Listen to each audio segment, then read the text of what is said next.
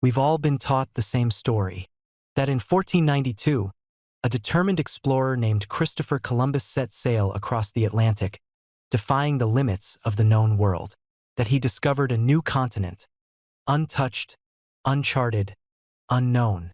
But what if that version of history isn't just misleading? What if it's wrong? The idea that Columbus discovered America is one of the most persistent myths in the modern world. A myth carved into textbooks, glorified in statues, and celebrated in holidays. But peel back the layers, and you'll find something far more intriguing and far more unsettling. The truth is that the land we now call America had been known, traveled, and even mapped by civilizations long before Columbus ever set foot on a ship. From the frozen fjords of the Norse explorers, to ancient African fleets, to seafaring Asians and Polynesians crossing vast oceans guided by stars, America was never truly lost. It was never discovered. It was remembered, and then forgotten again. Columbus didn't discover America. He stumbled upon a land already inhabited, already thriving with culture, complexity, and connection. Yet this version of the story was buried beneath imperial ambitions, colonial conquest, and the rewriting of history by those who held the pen. This is not just about one man and one date. It's about the silencing of ancient explorers. It's about the voices erased from our collective memory. So if Columbus wasn't the first, then who was? Let's go back. Not just to 1492, but to the centuries, even millennia before it, to uncover the real story of who truly discovered America. Long before Columbus set his compass west, before the sails of European ships appeared on the horizon, this land was alive. From the frozen Arctic tundra to the lush Amazon rainforest, millions of people called the Americas home. And they didn't just survive, they thrived. Great civilizations rose and fell across these vast continents. The Mississippians built sprawling cities like Cahokia, with massive earthen mounds rivaling the pyramids of Egypt. In the southwest, the ancestral Puebloans carved entire cities into cliff faces, engineering dwellings that still stand today. To the north, the Iroquois Confederacy united powerful nations under a sophisticated political system, one that would later inspire the United States Constitution. In the south, the Olmecs, the Maya, the Aztecs, and the Inca constructed towering temples, invented complex calendars, studied astronomy with eerie precision, and ruled empires that stretched across thousands of miles. These were not primitive peoples. They were architects, mathematicians, astronomers, philosophers, and engineers. They cultivated maize, potatoes, and cacao foods that would go on to change the world. They charted the skies. They mapped the earth. They knew their land intimately because it was theirs. And yet, when European explorers arrived, they claimed to have discovered it all, as if none of it existed until seen through foreign eyes. To speak of discovery in 1492 is not just inaccurate, it's erasure.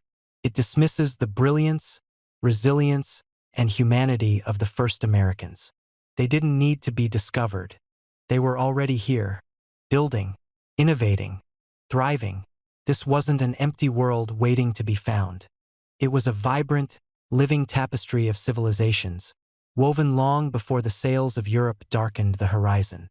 Nearly 500 years before Columbus ever set sail, a different kind of explorer crossed the vast, unforgiving Atlantic, armed not with maps and royal funding, but with grit, instinct, and an unshakable thirst for discovery. The Norse, famed for their fearsome raids across Europe, the Vikings were also extraordinary seafarers, navigating by stars, sunstones, and sheer courage. Around the year 1000 AD, Leif Erikson, son of the legendary Eric the Red, ventured beyond Greenland and Iceland into the uncharted waters of the West. What he found was a lush, mysterious land unlike any they'd known. They called it Vinland, the land of wine. Modern historians now believe this mythical land is present-day Newfoundland, Canada. And the proof lies at a windswept archaeological site called L'Anse aux Meadows. Here, buried beneath centuries of earth and time, archaeologists uncovered remnants of Norse presence. Iron nails, turf buildings, hearths, spinning tools, and even the telltale remains of blacksmithing. This wasn't a myth whispered in sagas. This was history carved in iron and stone. But the Viking dream of the New World didn't last. Encounters with the indigenous peoples, strong, capable defenders of their homeland, combined with brutal winters, dwindling supplies, and their isolation from other Norse settlements, forced the Vikings to abandon Vinland. Still, their journey was nothing short of legendary. Leif Erikson's voyage marked the first confirmed European presence in the Americas. Not Columbus, not 1492, but a Norse explorer in the year 1000. The Vikings came, saw, and for a fleeting moment lived on this continent. Their story challenges everything we thought we knew about discovery and reminds us that history is always deeper than the version we've been told. But what if the story stretches even further back, beyond the Norse sagas, beyond European maps? What if others reached America first? Some scholars have turned their gaze toward West Africa. The Mali Empire, one of the most advanced civilizations of its time, possessed vast knowledge of navigation and shipbuilding. The 14th century ruler, Abubakar II, is said to have abdicated his throne to lead a massive expedition westward, into the Atlantic. Though mainstream historians remain cautious, supporters point to intriguing clues. Ancient American artifacts resembling West African styles, stone carvings with foreign inscriptions, and even linguistic and architectural parallels that hint at transatlantic contact centuries before Columbus. Then there's the East China. During the early 15th century, Admiral Zheng he commanded an armada so large, so technologically advanced, that it dwarfed the ships of Columbus. His treasure fleets sailed as far as Africa and the Middle East. Could they have gone farther?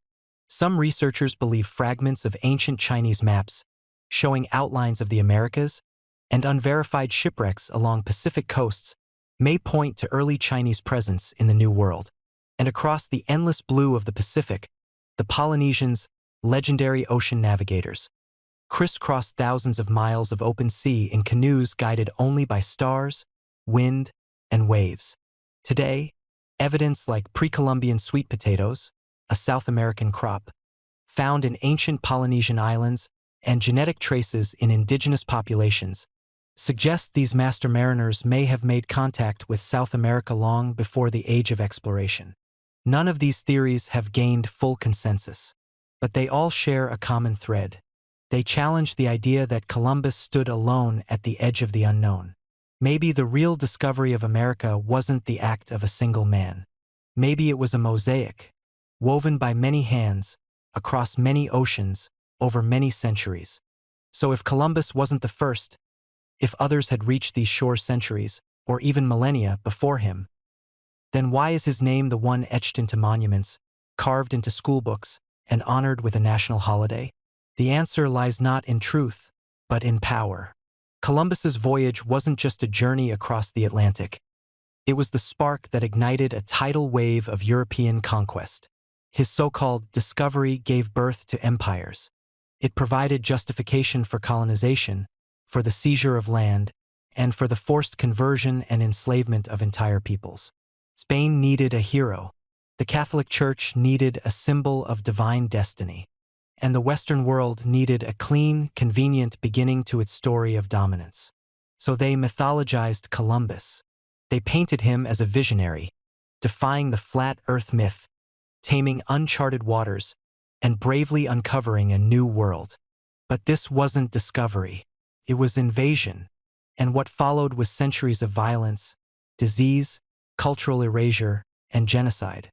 His atrocities, brutal massacres, the enslavement of native populations, the pillaging of entire civilizations, were quietly buried beneath layers of praise and propaganda.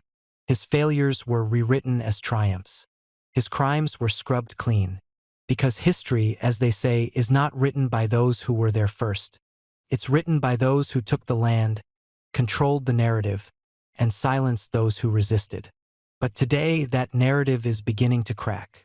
We are questioning, re-examining, reclaiming, because the real question isn't who discovered America, it's who tried to claim what was never theirs, and at what cost.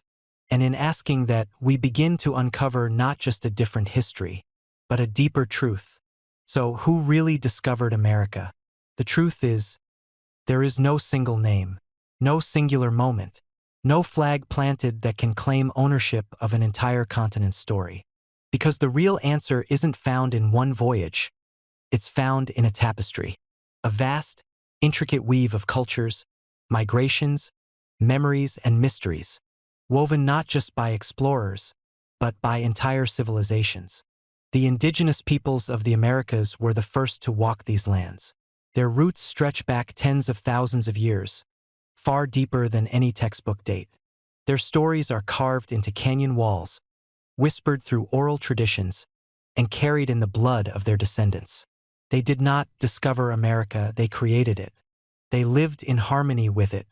They named its rivers, its mountains, its skies. The Norse explorers, with their rugged ships and fearless spirit, were the first Europeans to step onto this soil. Their brief presence proved that the Atlantic could be crossed, that the Old World and New weren't so far apart after all. And then there are the forgotten voyagers, the Africans who may have sailed westward into mystery, the Chinese fleets whose maps hint at contact, the Polynesians who mastered open ocean navigation when Europe still feared falling off the edge of the world. These are not fringe footnotes, they are questions. Powerful, haunting questions that challenge what we thought we knew. Because history isn't fixed. It doesn't sit idle in dusty archives. It's alive, waiting to be re-examined, rediscovered, reimagined. And maybe the greatest discovery isn't a land. It's the realization that the past is deeper, wider, and more connected than we ever dared believe. We didn't discover America. We're only now beginning to uncover its truth. The story of America's discovery isn't a single moment. It's a mosaic of forgotten truths. If this video challenged what you thought you knew, help us uncover more. Like, share, and subscribe to Empire Mindset. Because when we rewrite history, we reclaim the truth. Join us on the journey to tell the stories they tried to erase.